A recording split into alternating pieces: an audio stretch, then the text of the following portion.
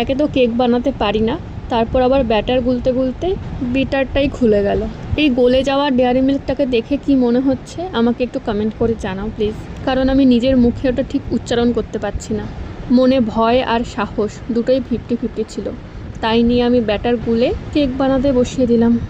পরে অবশ্য পায়েসটা আমি করিনি, ওটা শাশুড়িমাই করেছিল, কারণ যেহেতু ডিনার করার প্ল্যানিং ছিল সেই জন্য একটু আগে আগেই বেরোতে হয়েছে। তাও ভেবেছিলাম একটু পায়েসটা করব, কেকটা বসিয়ে দিয়ে সাথে পায়েসের প্রিপারেশন নিচ্ছিলাম, কিন্তু পরে আর টাইম হয়নি, তাই বেরিয়ে যেতে হয়েছে। এখানে দেখো দুধটাকে কড়াইতে বসিয়ে এখানে চালের মধ্যে একটু ঘি মাখিয়ে নিচ্ছে।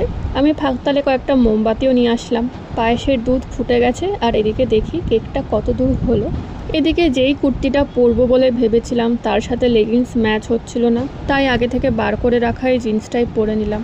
রেডি হতে হতে দেখি আমাদের ক্যামলা ভাই আমাদের জন্য ডেভিল নিয়ে এসছে বার্থডে গিফট হিসাবে। 3টে এনেছে, কারণ একটা আমার, একটা ওর ছোটদার, আর একটা হচ্ছে ওর নিজের।